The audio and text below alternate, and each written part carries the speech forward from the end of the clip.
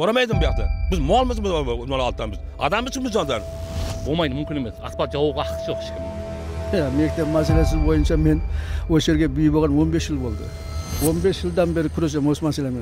Bu hokim qayerga qarayapti? Hokim men yuraveradimi? Xalqqa kelib uchrashmaydimi? Ne qilyapsizlar? Ne bo'lyapti? Ne kamchiligi bor deb. Mana javob yo'q. Qayerga borasini bilmayman. Akimsizga bordik. Yo'q. Erten vaqtingiz yo'q. Kimga boramiz? Balаңыз tushib ketsa kim javob beradi? Kim javob beradi oğam? Sen javob berasanmi? Bermaysan. Hokim javob beradi, bermaydi. O'ldi ketaveradimi? Ағамның ашуын basa алмай жатырмыз. Basalmayman deyman yani. Jahlimshab. Әкімшілік елеусіз қалдырған Чұқырсай ауылы. Ауыл тұрғындар жиналып мені шақырды. Не үшін? Себебі бұл жерде ауылдың жан айқайы бар. Мына жерде көшелердің барлығын қазып тастағанына 2 ай болған, газ өткіземіз деп. Бірақ ешқандай жұмыс тоқтап қалған, ешқандай шара қолданып жатқан жоқ. Одан кейін ауылдың жан айқайы бұл ауылда 3000-ға жуық халық болса, бұл жерде ешқандай да мектеп жоқ дейді. Видеоның соңына дейін көріңіздер, ауылдың шағымын тыңдап шығайық. Men Abdukadиров Yaldaşbay осы Чұқырсай ауылының биі боламын. Мен бұл жөнінде келес аудан ақсақалдар кеңесінің жиыны болған. Сол жиында біздің аудан әкімі қатысты. Мен сол кезде осы мәселені көтердім. Бір осындай жағдай, шаңда адам кешке тамақ жей алмай жатырмыз. Сол күні обедке дейін болса, обедте келді осы жерге тексеріп. Көке деді, ертең деді, ертеңнен бастап бұны істейді деді, жұмыс деді. Бірақ мына осы күнге дейін ешқандай жұмыс жоқ қой. Мынау топырақ шаң машина жүретін болса, осы бұл жерде адам көрінбей қалады. Әсіресе кешке ана мешіттің алдында төбеден қарасаң, мына ауылдың іші топырақтың ішінде қалып кеткен. Бұған келіп ешкім қарап жатқан жоқ. Каулап қойған сол күйі жатыр ғой. Неге бұл қызметкерлер көрінбейді ма бұл жерде? Ешкім жоқ. Тек қана қазып тастап кетті. Ана көпірге дейін төбеде арық бар, арыққа дейін о телешке трактор тұр. Соған дейін көмген ар жағын. Бірақ бияғы сол күйі қалып кеткен. Бұл газ қайда өтіп бара жатыр, сіз білмейсіз ба? Бірлікке өтіп жатыр. Бірлік ауылына ма? Бірлік ауылына өтіп жатыр. Сөйт сондай. Оған бөгенге бір 2 ай 3 айдан асып қалды осы жерден қазып өткенге. Шағым айтқанды енді осы жерде халық өмір сүріп жатыр ғой. Мысалы бала шағаның мектеп балдары бар. Оларда кешке автобус келгенде көрсең шаңда жаңа киімдерін күніге жумаса болмайды. Топырақ шаң автобус ішінде. Бұл халықты сонда сулатып, мына машина келсе қазір 2 машина қарама-қарсы келсе сыймайды жолға. Мына турбалар шашып тастаған жолдың ішіне. Біреу жамылмаған қарады, шашылып тұр, сөгей тұр. Сол мен әкімге айтқан күні келді да, бірақ ешқандай шара қолданған жоқ. Яғни әкімге ескерттіңіздер? Әкімге ескерттім. Аудан әкімі мен өзім несінде анау жиналыста ескерттім оны. Яғни тұрбасында жатқанда мына 20 күннен өтіп қалды да, негізінде. Өткені 20 күннен өтті. Мына асфальт негізінде болмайды, мүмкін емес. Асфальт жауабыға haqqi жоқ ешкімнің. Асфальт үкіметтікі. Жауып қалған жол, машина өте алмайды. Балдар шаң мына жерде түседі автобусқа мына. Мына жауық жол. Қайқа барасын білмеймін. Акимсізге бардық, жоқ. Ертең вaqtingiz yo'q. Ертең бітпейді ол. 2 күннен кейін 3 күннен кейін ол бітпейді оның әңгіме. Ол келіп өзі шара көру керек. Мына шаң көріп болмайды. Ауылға машина автобус бармайды балдарға. Свет жоқ, мына көше тартылмаған. Вообще тартылмаған ауылға. Біреу де жоқ. Ауылдың әкімі бар ма? Ауылдың әкімі Бақберген деген біздікі. Бақтияр. Ол кісіге ескерттіңіздер ма? Айтқанымыз. 5 рет бардым, өзім бардым, 5 рет бардым. Айттым барып. Мектеп мәселесі бойынша мен осы жерге бүй болған 15 жыл болды. 15 жылдан бері күресемін осы мәселемен. Білім департаментінің 600 орындық мектепке менде қағаз тұр, рұқсат деген. Бірақ біздің Келес ауданында бізге мектеп салу вообще ойында жоқ қой. Ауылда мүлде мектеп болмаған ба? Болмаған жоқ. Қайда барады сонда мектепке балалар? Қазір Абай ауыл әкімшілігіне қарайтын мектеп бар, Тойбе Бегманова деген.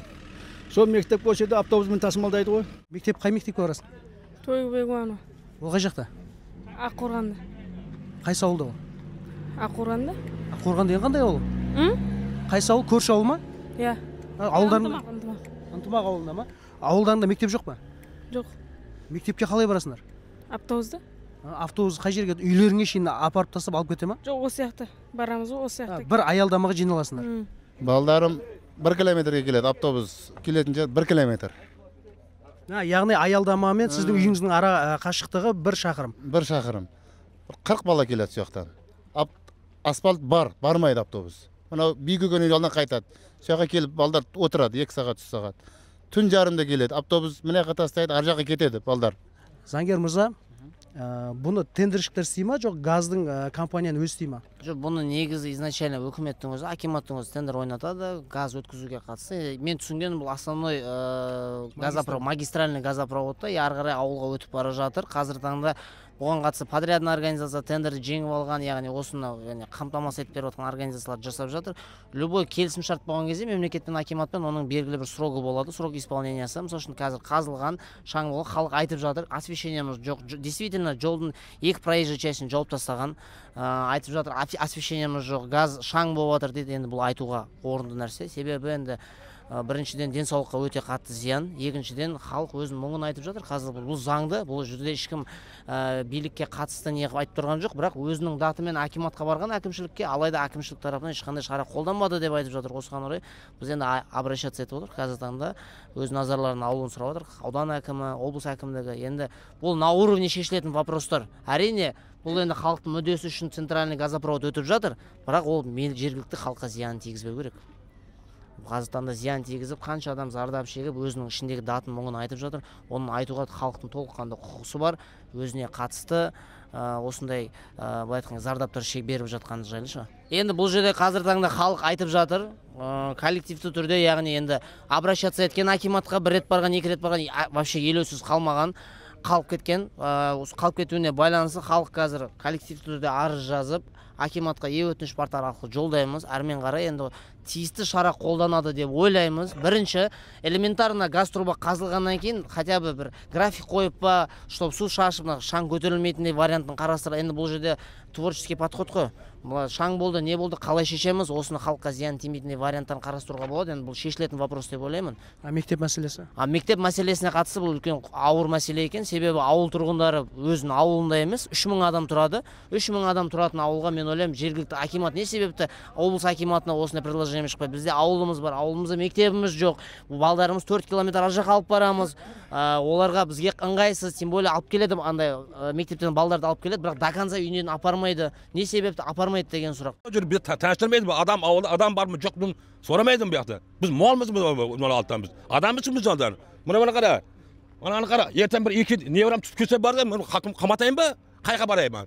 Кімге барамын? Балаңыз түсіп кетсе кім жауап береді? Кім жауап береді оған? Сен жауап бересің бе? Бермейсің. Хакім жауап береді, бермейді. Өлді кете береді ме? Адамы көру керек. Не болды? Халт қара. Мынаны қара, жолды аптаны қара. Мына көңіл керек. Элементар қаздым, арқасынан көң кетпемедім мына қара. Жүрген адам қара. Ауқаны қара, кейін кім шығады? Үйге барамыз, жуытырамыз айылымызға. Қашан жуып береді мен айылым? Бүркен жуып береді, икен жуып береді. Айда осы қайға барай бер. Ал біз сіздерге көрсеткен Шұңқырсай ауылы, Келес ауданы, Біртілек ауылдық округі, Шұңқырсай ауылы. 3000-ға жуық халқы бар, құрметті Келес ауданының әкімі Жәнібек Ағыбаев ағасы. Егер де сіз осы ауылға титтейді жаныңыз ашса, бір шара қолданады деген ойдамыз.